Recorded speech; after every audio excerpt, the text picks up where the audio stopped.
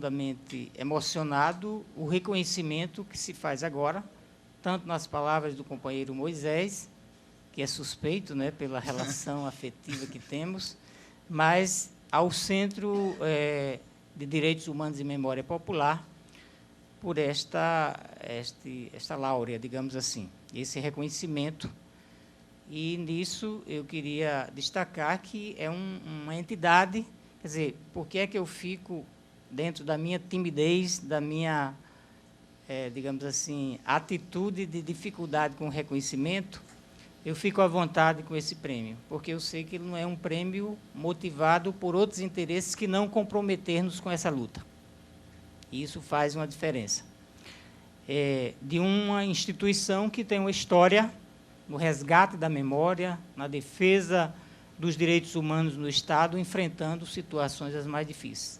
Quer dizer, que eu referencio na pessoa de Roberto, de Aloysio Matias, que estão aqui, de muitos outros que realmente não conseguiria nominar. Eu confesso que eu fiquei surpreso ao ser comunicado da premiação. Primeiro, por uma questão de que eu pensei, eu nunca tive uma atuação específica diretamente ligada à luta mais, digamos assim, nuclear dos direitos humanos, não é? Segundo, porque eu tenho essa dificuldade de aceitar o reconhecimento, porque fui movido por digamos assim, um imperativo ético, né, se podemos dizer assim, de assumir responsabilidades e compromissos diante da vida que não cobra reconhecimento. Então, mas eu creio que um pouco daquilo que a gente conseguiu fazer ao longo da vida tenha, digamos assim, razão de ser para esse reconhecimento. Ao mesmo tempo que eu manifesto a preocupação com a responsabilidade que a premiação traz, porque ela se refere a um nome, Emanuel Bezerra dos Santos, né, um lutador das causas sociais, da resistência ao regime militar da opressão. Eu rememoro que, na época que Emanuel foi morto, 73, foi isso? Eu morava na casa do estudante, aqui próximo, e naquele momento, na minha inconsciência e ingenuidade, foi celebrada uma missa em homenagem a Emanuel na casa, mas era um clima assim de terror tamanho que você não poderia jamais nem saber quem era Emanuel. Eu não sabia quem era Emanuel. Quer dizer, vim tomar conhecimento muito depois. Mas, enfim, espero que a gente possa honrar esta láurea, esse reconhecimento. Mas eu queria compartilhar esse prêmio com todos aqueles que participaram, digamos assim, da minha formação e da minha trajetória de vida e de lutas. Porque eu creio que nós somos produtos, né, do tempo e das influências que recebemos, das marcas que nos trazem desde a nossa infância. Tiago de Mello, que é um poeta que eu acho que é referência na área de direitos humanos, e eu vou terminar citando, dizia que é na infância que se formam os nossos valores, as nossas convicções.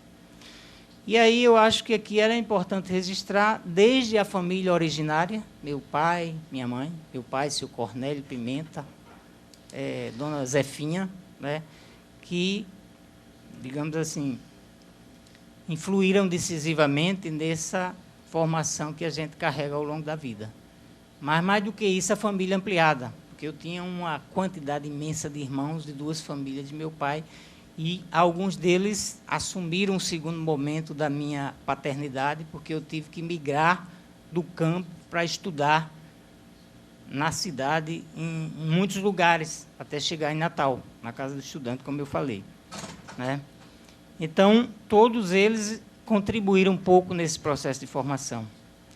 Mas, além dessa família originária, você tem toda a influência durante a tua infância e adolescência que vai contribuindo para isso. Quer dizer, eu acho que esse prêmio teve essa possibilidade de eu rememorar um pouco isso, porque, movido pelas lutas, pelo cotidiano, pela muitas vezes nós não pensamos no nosso passado, estamos sempre buscando cumprir as tarefas que estão colocadas diante de nós.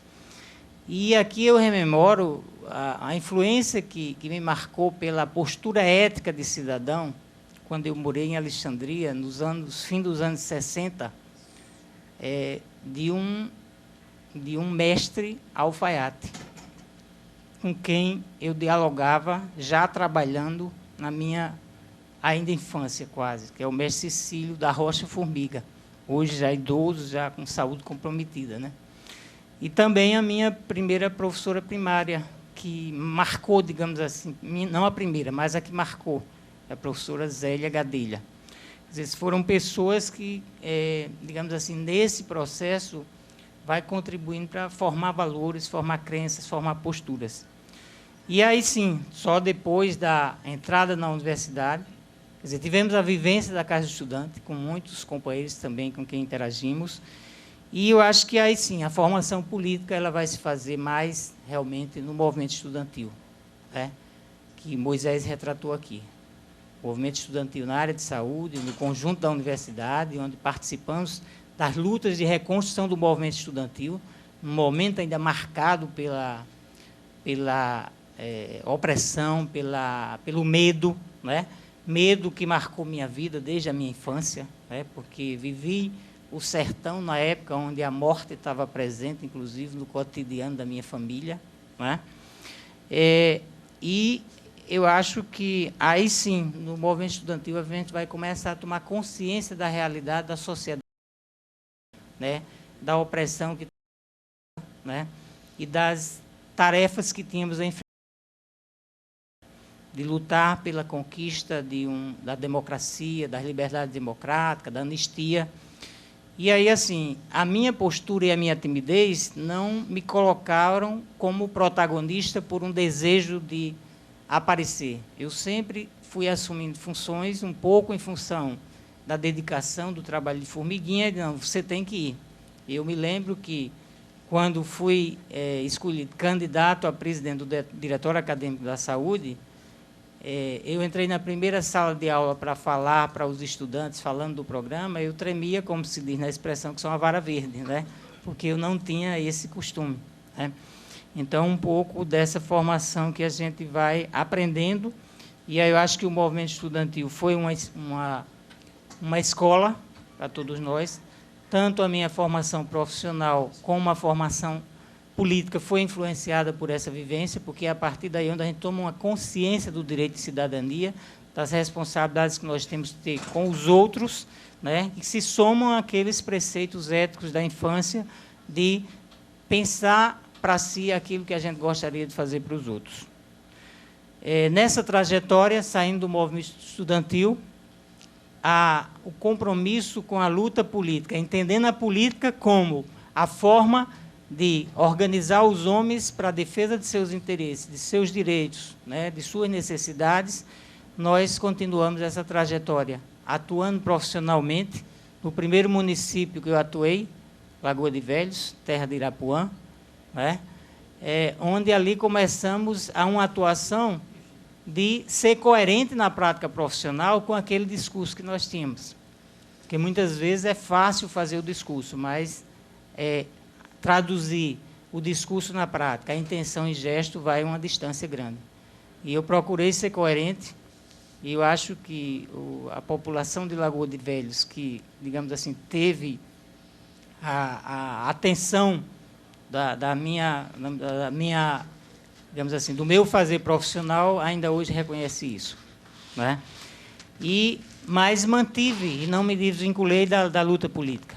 Participei da criação do Sindicato dos Médicos, né, onde também tivemos um aprendizado nas lutas sindicais, na interação com todos os sindicatos, daquele período também de retomada e de reorganização do movimento sindical, do campo e na cidade, né, e na fundação do Partido dos Trabalhadores, com quem aqui muitos dos colegas, Sheila está aqui também, participamos dessa construção, né, apostando num projeto que pudesse contribuir para transformar a sociedade, para ter uma sociedade realmente humana, que respeitasse a dignidade, enfim, e os direitos de cidadania. E eu acho que, assim, como Moisés destacou, a minha atuação mais marcante realmente foi no campo da defesa da saúde como direito de cidadania, como dever de Estado, né, e da defesa da vida na sua essência.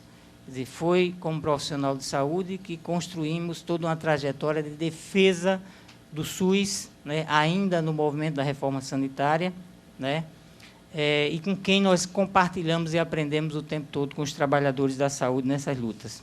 Seja na Secretaria Municipal de Saúde de Natal, onde tivemos atuação, na Secretaria Estadual de Saúde, onde atuamos no interior, na passagem no Ministério da Saúde, na condição de dirigente, e, desde os anos 90, na universidade, onde, contribuindo com a formação profissional dos profissionais de saúde, e, particularmente, no órgão da Universidade UNESCO, que tem aqui a presença da coordenadora, professora Elizabeth, né, companheira de construção dessa luta, tivemos todo um papel de estar também procurando exercitar na prática esse apoio institucional à construção dessa perspectiva de saúde que defendemos ao longo da nossa trajetória estudantil e profissional.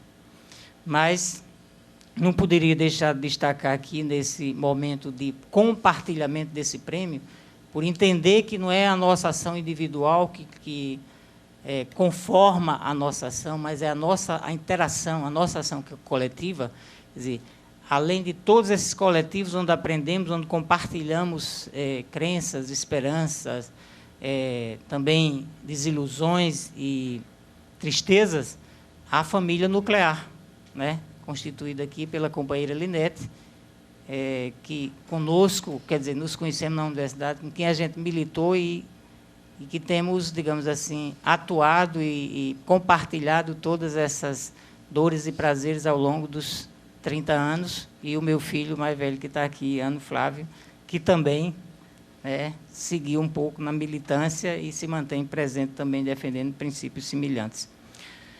Mas eu queria, já entrando para encerrar, externar a compreensão de que esse prêmio ele é um incentivo, por um lado, e um chamamento a um compromisso, para renovar essas energias, para manter a luta em defesa dos direitos humanos em toda a sua plenitude, né?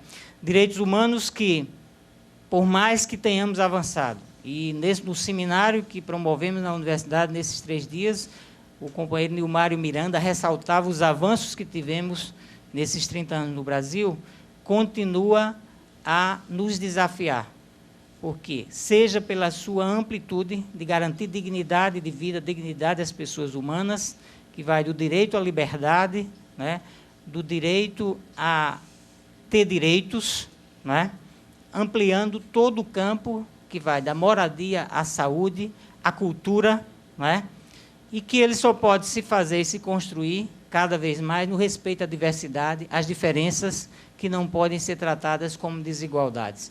Mas, já destacado aqui, enfrentamos um desafio maior, que é enfrentar a exclusão social resultante de uma forma de organização social baseada no lucro, na exploração, que limita as possibilidades de realização do ser humano em muitos aspectos. Então, eu acho que o prêmio, eu acho que serve como energia para que a gente possa continuar essa trajetória de luta na busca da liberdade, da igualdade, da construção da garantia de direitos. E, nesse sentido, nós, nessa trajetória, mudamos o pensamento, mudamos a forma de agir, mas eu acho que a gente tem buscado manter uma coerência. Hoje, a nossa atuação é fortemente institucional, no campo da gestão, porque nós entendemos também que é na transformação das instituições, das organizações que fazem o todo social, que a gente pode estar contribuindo para construir essas novas formas de sociabilidade. Não teremos uma sociedade democrática se não tivermos instituições democráticas, participativas, que defendam e construam no seu fazer cotidiano essa prática dos direitos humanos. Então, é nessa perspectiva de um contexto que é, ao mesmo tempo, traz perspectivas, traz possibilidades, mas também traz desalentos, né? Num mundo ainda marcado pelas guerras, pela violência, pela fome, pela exclusão de milhões de pessoas, num país que tem avançado nessas conquistas, né? Aqui já destacado pelos que me antecederam, né? Mas que tem desafios profundos a enfrentar e que eu acho que cobra de nós todos uma atitude e uma responsabilidade diante disso, cada vez maior. E eu queria encerrar esse momento recorrendo à inspiração poética do Tiago de Mello, que eu acho que, com os Estatutos do Homem, se tornou, né, um símbolo, digamos assim, da luta pelos direitos humanos, declamando aqui alguns versos deles. Venho armado de amor para trabalhar cantando na construção da manhã. Amor dá tudo que tem. Reparto a minha esperança e planto a clara certeza da vida nova que vem. Não tenho caminho novo, o que tenho de novo é o jeito de caminhar. Com a dor dos deserdados, com o sonho escuro da criança que dorme com fome, aprendi que o mundo não é só meu. Mas, sobretudo, aprendi que, na verdade, o que importa, antes que a vida apodreça, é trabalhar na mudança do que é preciso mudar. Cada um na sua vez, cada qual no seu lugar. Muito obrigado.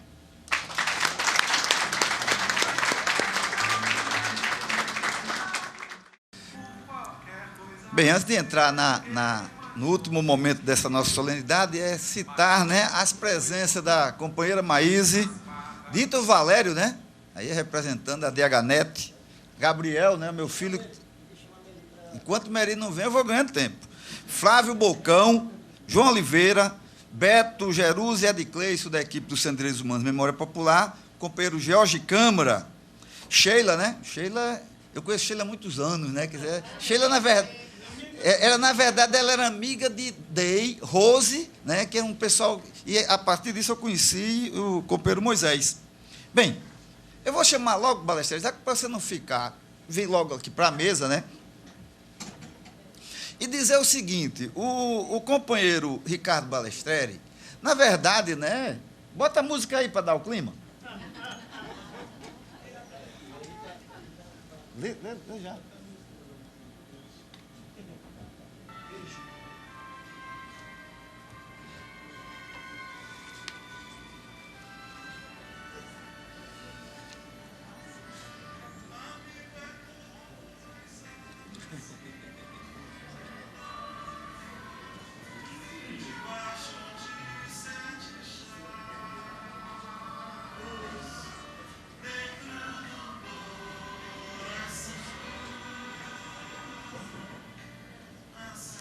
Mas, Balestreri, eu gostaria de começar tudo isso falando um pouco com o secretário Agripino, né?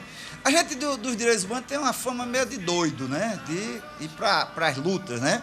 Eu diria o seguinte, que esse processo de reorganização, né, e da saída da ditadura militar, que era uma ditadura e a polícia era quem batia e metia o cacete mesmo. Então, quer dizer, a gente, de alguma maneira, da nossa forma, ia atingindo, assimilando esses papéis sociais, né? Diria o seguinte, eu conheci Balestreri há muitos anos, né? E Balestreri veio muito a Natal, né? E veio para Natal e como na mesma condição da gente, na época entra tudo militante, quer dizer, a gente é muito parecido que a gente vem de movimentos de igreja, né?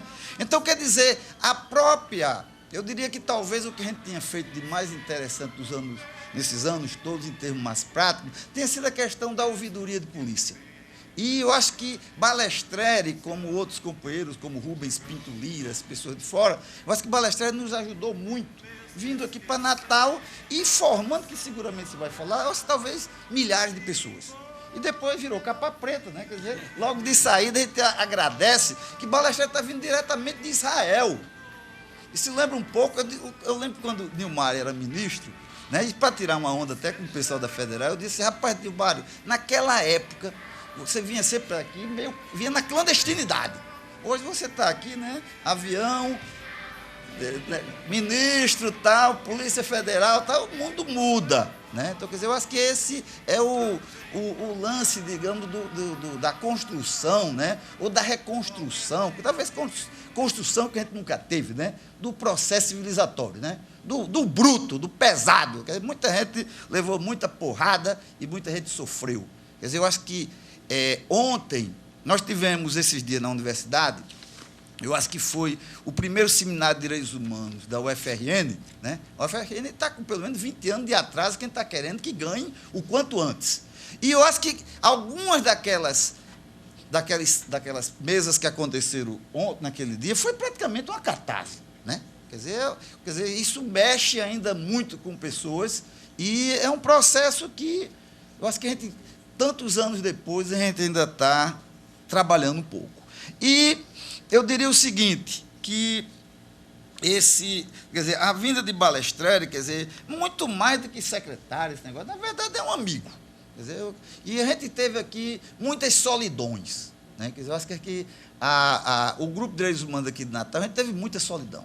Porque a gente levou cacete de pó de aroeira pesado. Quer dizer, a gente teve algum momento que a gente era praticamente sós.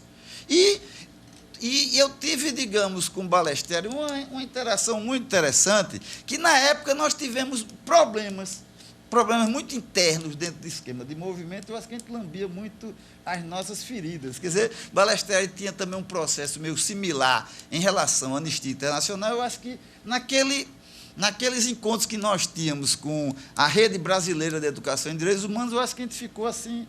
Acho que até hoje, né, Balestreri? Acho que esse negócio marcou um pouco. E nesse meio tempo, o mundo vai passando e as coisas vão acontecendo. E a gente lembrou, Ricardo, de um amigo.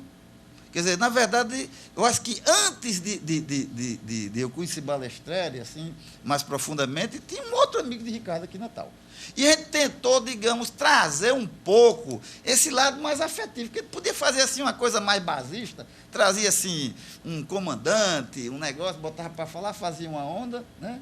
Mas a gente trouxe o companheiro Evandro Mincione, né, para falar um pouco sobre o amigo Ricardo Balestreri. Depois a gente dá uma pitada mais política à coisa. Companheiro Evandro Mincione.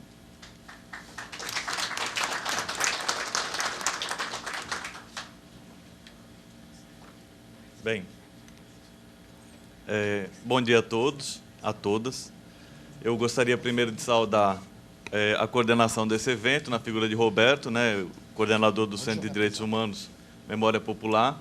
Uma saudação especial também aos homenageados de hoje, afinal de contas são as grandes estrelas do evento, né? Professor Cipriano, jornalista Carlos Peixoto e o grande amigo ali, Ricardo Balestreri. Eu vou buscar, na verdade, ser o mais breve possível. Tomei a liberdade de traçar um roteirozinho aqui para não me perder um pouco com a emoção. Afinal de contas, eu estou falando de um... Eu vou comentar um pouco da importância que Ricardo representou e representa para mim. Então, diante dessa situação, quando a gente fala um pouco mais emocionado, um pouco mais com o coração, a gente tem que se precaver para não perder o raciocínio, né? Primeiro, eu gostaria de agradecer mais uma vez ao Centro de Direitos Humanos por me dar essa oportunidade de estar aqui conversando a respeito de Ricardo, apresentando Ricardo Balestreri a vocês, na qualidade de um homenageado do Centro. Ricardo é uma daquelas pessoas, né, que a gente que entra na nossa vida sempre deixando marcas muito boas. Como dizia a música aí agora há pouco, é um daqueles amigos que a gente tem que guardar debaixo de 7 chaves, com alguns cadeados, com muito carinho dentro do peito. E, em função disso, eu vou, na verdade, iniciar dizendo como é que eu conheci Ricardo. Eu conheci Ricardo, talvez nem se lembre muito disso, da situação em si, mas eu conheci Ricardo em uma das tantas palestras que ele esteve fazendo ao longo da sua vida, espalhando conhecimento, pregando harmonia, fraternidade, solidariedade entre as pessoas, pregando a paz, né, justiça social. Isso aconteceu em 1997, na Faculdade de Direito de Olinda, em Pernambuco, aqui do lado. E, a partir desse encontro, nós tivemos uma conversa, a partir da palestra em si, a partir da exposição. Eu já tinha uma trajetória de movimento estudantil, de militância política, tudo. Muito jovem naquela época, ainda 20 anos. E numa conversa posterior, eu me encantei, na verdade, com toda a exposição, com o trabalho que era desenvolvido por uma grande organização de direitos humanos, que, naquela época, Ricardo presidia, que era a Anistia Internacional, é a Anistia Internacional. E, a partir disso, eu me engajei, na verdade, nessa luta, dentro de uma organização, não governamental, né? Ao longo desses 12 anos, né, esse primeiro contato foi em 1997, ao longo desses 12 anos de amizade, eu aprendi muitas coisas preciosas com o Ricardo. Ricardo é uma daquelas pessoas que a gente flui, né? Todo mundo aqui tem conhece Ricardo, sabe como ele é uma pessoa tranquila, uma pessoa pacata, uma pessoa que transmite conhecimento em cada frase, em cada gesto que nos dirige. E uma das coisas que eu aprendi, ou que mais me marcou a respeito dessa convivência, desse contato com o professor Ricardo Balestreri, com relação à própria educação em direitos humanos. Acho que isso foi o que mais me marcou mesmo. Porque a gente tem... assim, na verdade, isso não é nenhuma novidade, né? Quando a gente pensa em Ricardo Balestreri, e o trabalho que você desenvolve, logo vem à mente essa noção de direitos, de educação em cidadania, de educação em direitos humanos.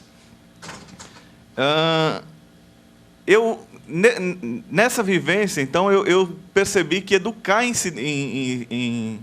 para a cidadania, educar para direitos humanos é muito mais importante e muito mais efetivo, muito mais eficiente do que ficar combatendo pontualmente eventuais violências que o ser humano venha a sofrer. Não, logicamente, não que isso não seja importante. Aliás, é importantíssimo e é fundamental, principalmente para o ser humano que está sendo violado nos seus direitos, nas suas prerrogativas, que existam vozes, que existam pessoas anônimas que estejam lá protegendo, que estejam lá indignadas, que estejam na retaguarda, buscando reparar essas violências. Então, essa situação da educação em cidadania, para mim, ficou muito marcada, porque no trabalho que nós desenvolvemos na Anistia, quem conhece um pouco da organização sabe, ela tem um trabalho de proteção aos direitos humanos muito marcante. Mas ela atua nessa parte de buscar recuperar, ou de buscar a dignidade das pessoas que estão sendo violadas. Essa ideia, essa perspectiva de educar para a cidadania, educar para direitos humanos, acaba tendo uma eficiência muito maior, porque a gente começa a produzir seres humanos muito melhores, um novo ser humano, que ele nem... A gente não pode ser utópico a ponto de pensar que ele não perpetraria uma espécie de violação, mas ele começa a reduzir, incorporar determinados valores que faz com que ele seja modificado, né? Então, a educação para direitos humanos ela vai além da mera proteção às violações, tornando o ser humano melhor. Então, eu acho que isso foi o mais marcante, isso foi uma coisa muito significativa para mim, e algumas mensagens que o próprio Ricardo traz na sua própria experiência de vida, na sua própria vivência, como um pensamento cristão, um pensamento voltado para o bem, um pensamento voltado para o próximo, um pensamento, não só o pensamento, mas como as atitudes, os gestos, voltados para uma perspectiva de acolhimento, de tolerância, de celebração de diferenças, de perceber o ser humano naquilo que ele é mais peculiar, né, de valorizar o próximo, de tentar buscar no próximo aquilo que é o mais importante. Do ponto de vista pessoal, acho que era isso que eu tinha de mais importante para dizer, mas eu gostaria também de apresentá-lo curricularmente, de maneira bem breve, né? Afinal de contas, a gente sabe que o professor Ricardo tem um trabalho bastante extenso, significativo, na área dos direitos humanos. Mas Ricardo é um gaúcho, né? Professor, licenciado em História, especialista em Psicopedagogia e Terapia da Família, integra o Comitê de Educação para Direitos Humanos da Secretaria Especial dos Direitos Humanos da Presidência da República e o Comitê Nacional de Combate à Prevenção à Tortura no Brasil, né? Atuou como especialista contratado pelo Programa das Nações Unidas para o Desenvolvimento no Grupo de Arquitetura do Sistema Único de Segurança Pública da Secretaria Nacional de Segurança Pública. Participou como consultor independente do Núcleo de Acompanhamento da Execução do Programa Nacional de Direitos Humanos a convite do Ministério da Justiça. Presidiu a Anistia Internacional, uma das maiores organizações não governamentais de proteção aos direitos humanos no mundo. Ao longo da sua carreira, esteve a convite oficial visitando e conhecendo experiências educativas e policiais em diversos países, como Noruega, Holanda, Estados Unidos, Israel, né, agora bem recentemente, que não é a primeira oportunidade. A par dessa atuação, né, sempre trabalhou na área de consultoria, também de formação de recursos humanos a governos, prefeituras, ONGs, colaborando com a capacitação de professores, policiais, federais, civis, militares, corpo de bombeiros e guardas municipais em vários estados. Atualmente, e aí acho que essa trajetória de militância e de trabalho acaba sendo coroada, não que seja o ápice da carreira, mas um momento significativo, né? Não só para o trabalho, que vem a coroar o trabalho que o Ricardo desenvolveu, mas para o próprio país. Eu acho que é um momento muito significativo a presença de Ricardo na secretaria. Ele é secretário nacional de Segurança Pública do Ministério da Justiça, que é um órgão no qual vem desenvolvendo um belíssimo trabalho voltado para a integração de políticas de segurança pública e ações sociais, né?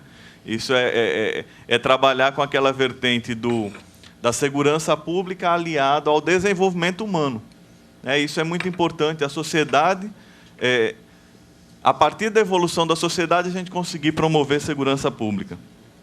E aí eu destaco a formação, que é um trabalho antigo, já da época da anistia, do CAPEC, destaco a formação de milhares de policiais na área de direitos humanos, transversalmente em direitos humanos e cidadania.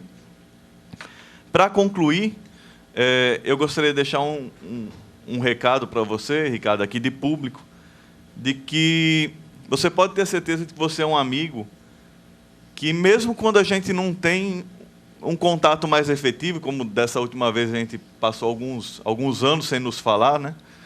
Mas, mesmo distante, mesmo quando a gente passa tempo sem nos encontrar, você é uma pessoa que, para mim, está sempre presente, no exemplo que eu devo seguir, na inspiração que eu tenho, na inspiração que eu tenho, no ideal de ser humano, numa pessoa que é assim, fundamental para os demais.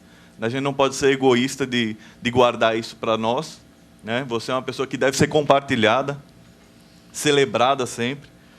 E eu gostaria de deixar aqui o muito obrigado pelo seu trabalho, pela pessoa que você é, pelo ser humano. Enfim, muito obrigado por você estar presente nas nossas vidas, em particular na minha. Certo? Bom dia, Amélia Freire.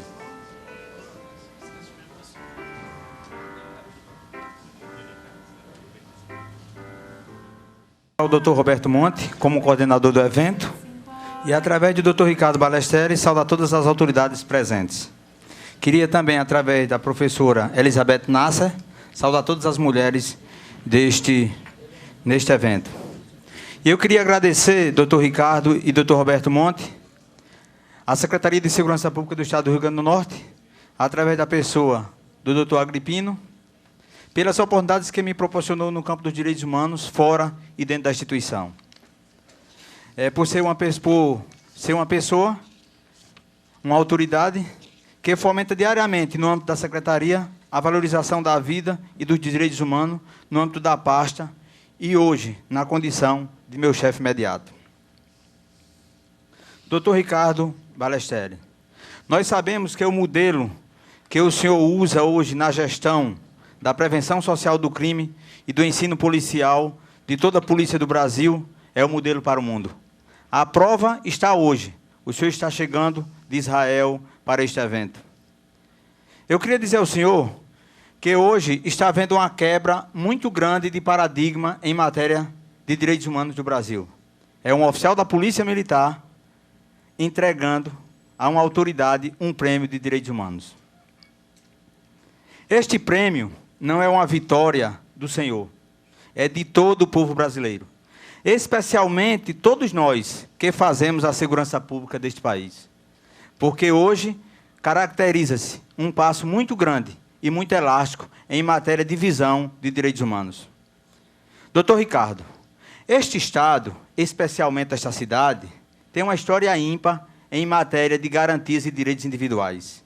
Aqui nasceu o movimento de Natal da Igreja Católica, onde foi construído o sindicalismo rural brasileiro. E aqui, doutor Ricardo, foi construída a Federação dos Trabalhadores Rurais de todo o Brasil. E aqui nasceu a campanha da fraternidade, através da pessoa do bispo Dom Eugênio de Araújo Salles.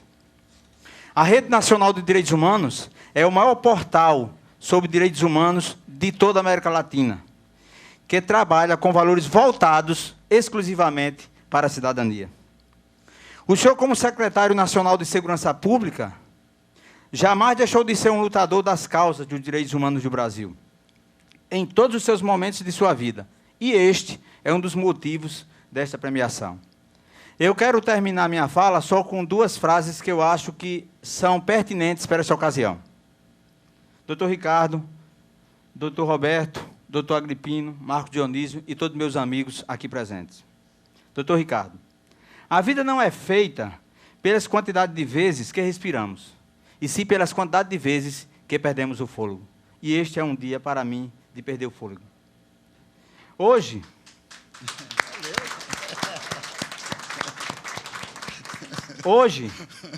se soma mais 3 estrelas no universo dos direitos humanos do Brasil com estas premiações.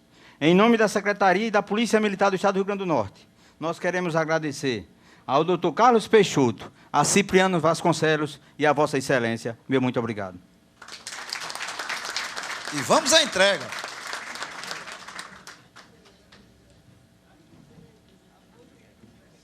Valeu, viu? Gostei dessa do fôlego. Secretário de Formação do Partidão.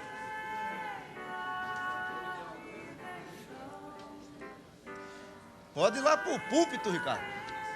Ó, só para a gente, digamos, dar um fechamento, né? Viu, Ricardo? Nós temos cerca de ainda 1 hora de possibilidade. Depois de meio-dia a gente vai ter. Então eu queria que você utilizar, digamos, usar você. Eu sei que teu tempo é muito complicado. Em 2 momentos, você faz o métier de praxe com uma solenidade como essa, e depois eu queria que você falasse um pouco sobre o trabalho da Senasp. Porque aqui a gente está com esse. A gente não está conseguindo transmitir hoje ao vivo, mas a gente está com todo esse material que a gente vai botar na internet. Então, use e abuse do tempo, né? Porque o que Ricardo está fazendo hoje é uma coisa muito louca. Quer dizer, eu não conheço, digamos, dentro do Estado brasileiro, digamos, a questão de uma capacitação de 200 mil policiais. Então, uma coisa... Então, fique à vontade aí, use e abuse do tempo. Obrigado, Roberto. Eu primeiro quero dar bom dia a todas e todos. Quero, antes de fazer a saudação assim mais formal, em primeiro lugar, agradecer e dar os parabéns ao Centro de Direitos Humanos e Memória Popular e ao Roberto pela escolha, né? Mexeu muito comigo a fala aqui do Evandro e depois do Araújo, né?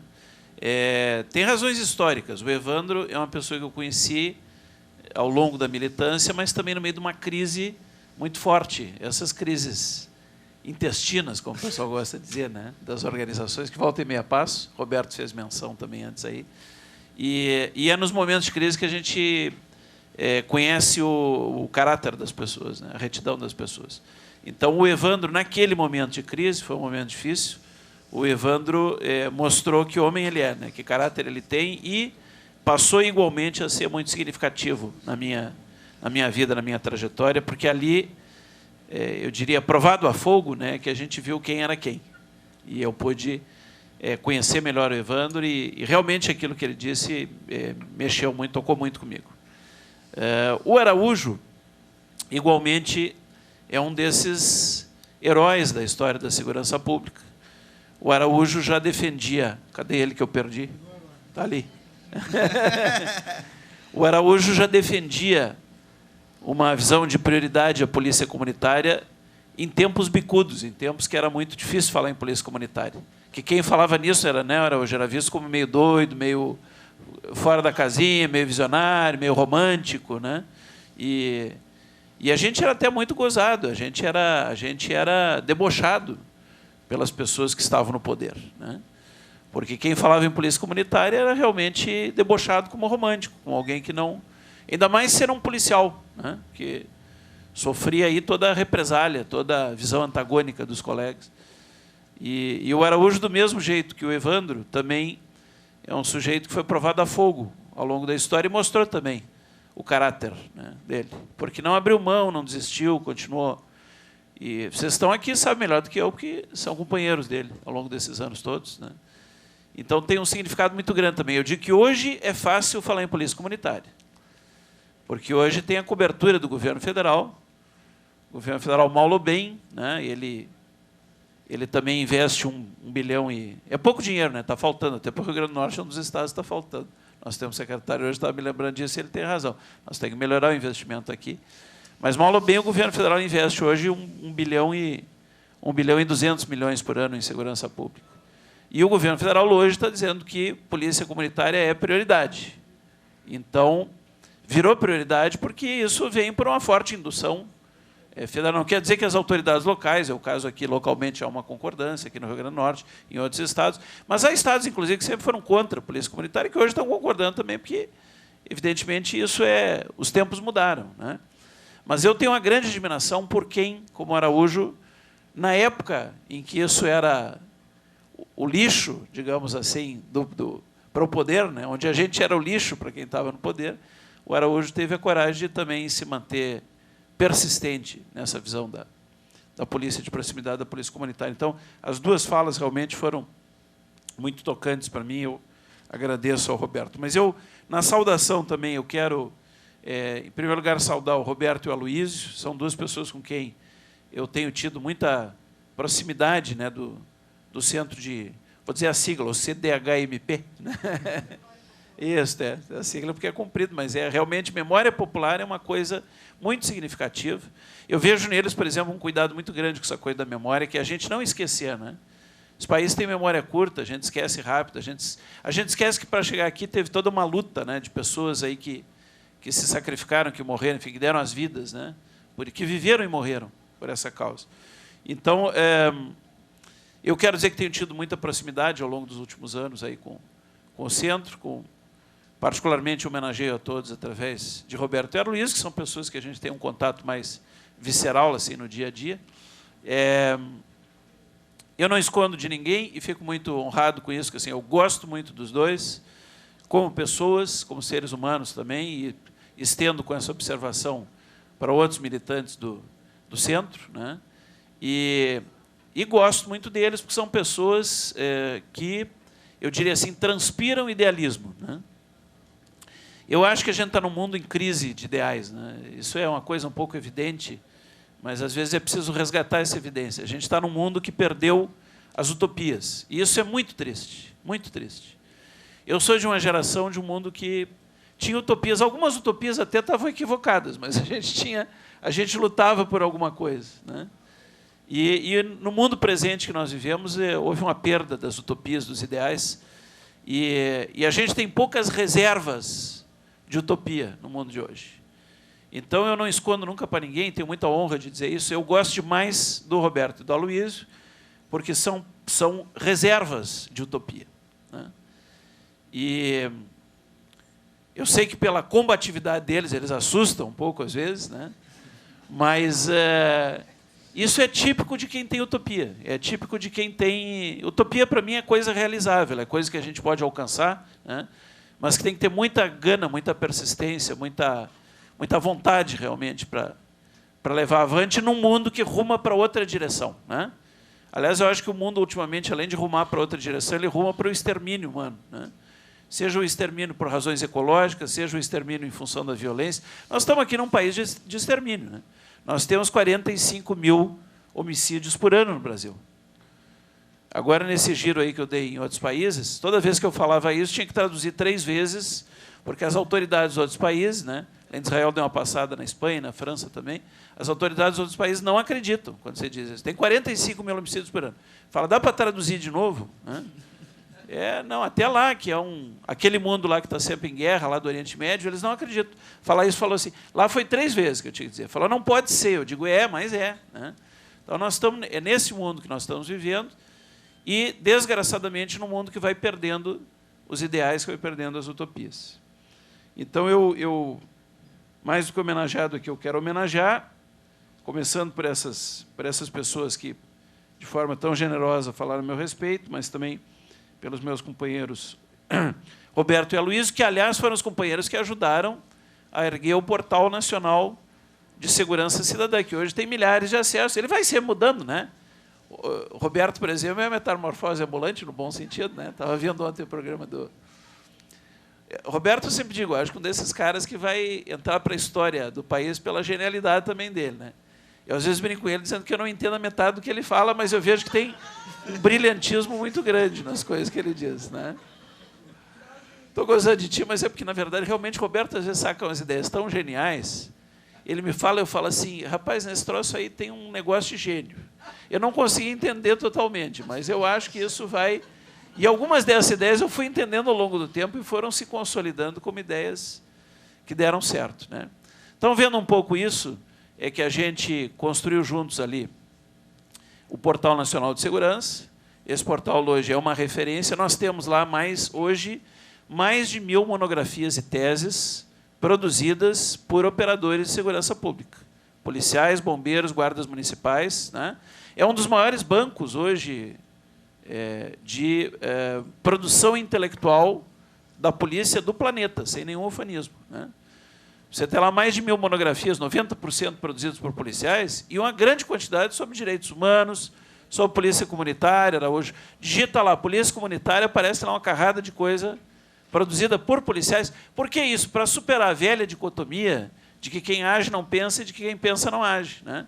Nós adestramos a polícia no Brasil, nos anos da ditadura, para acreditar que o policial não devia pensar, o policial só devia cumprir ordem, né?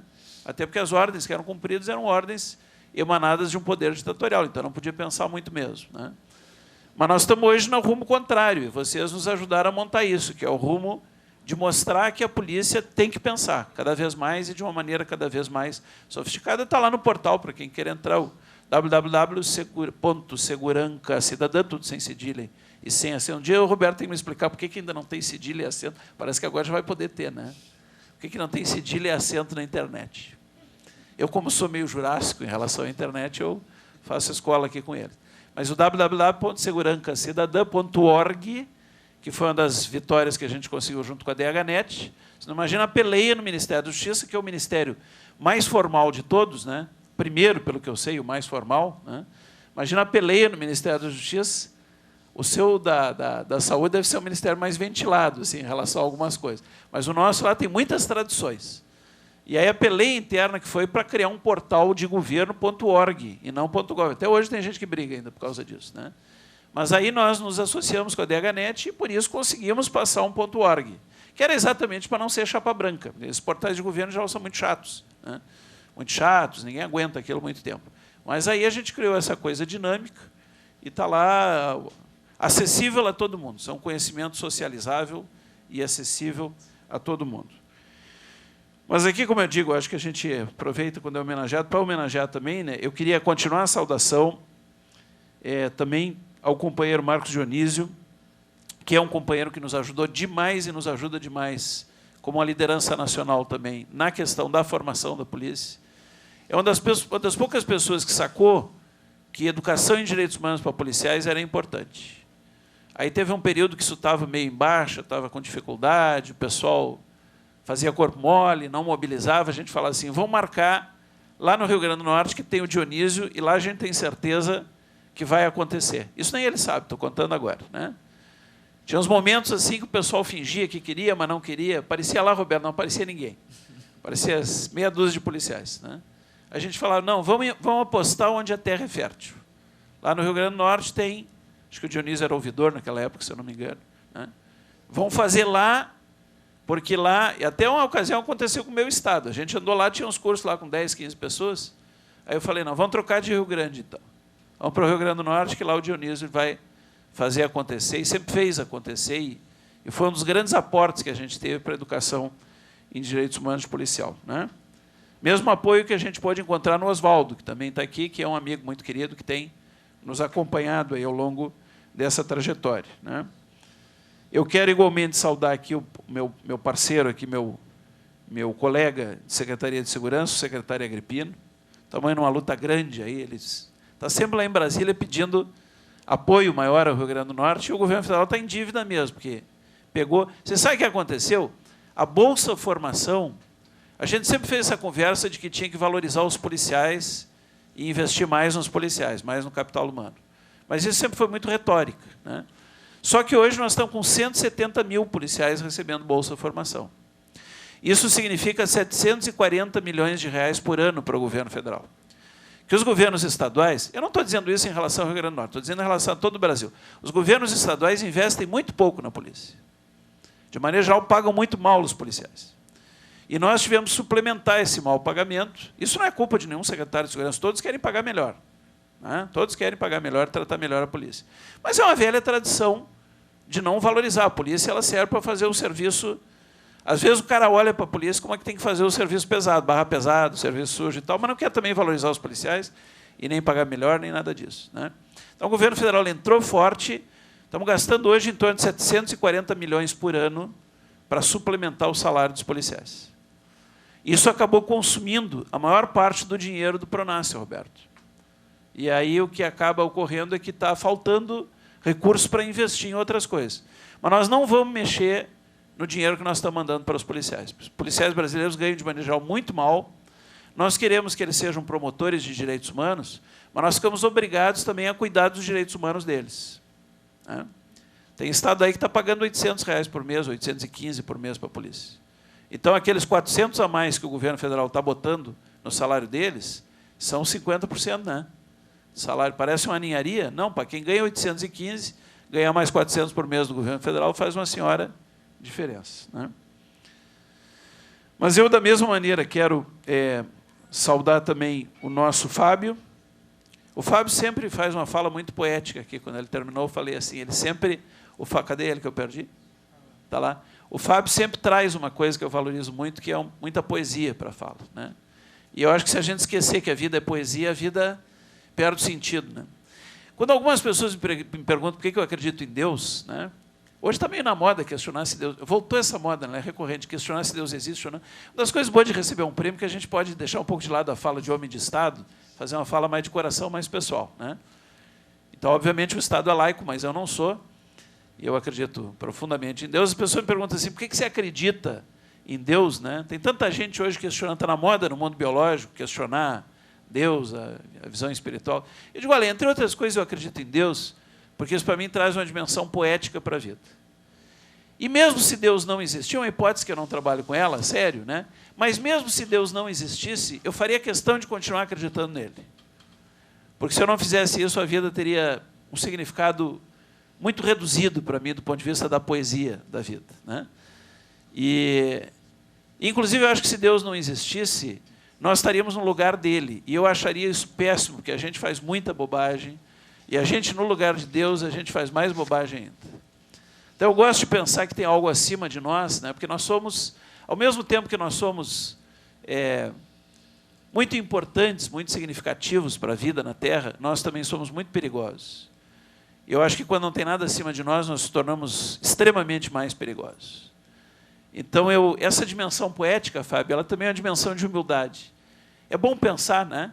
E se por acaso não existir, ainda assim eu quero continuar acreditando.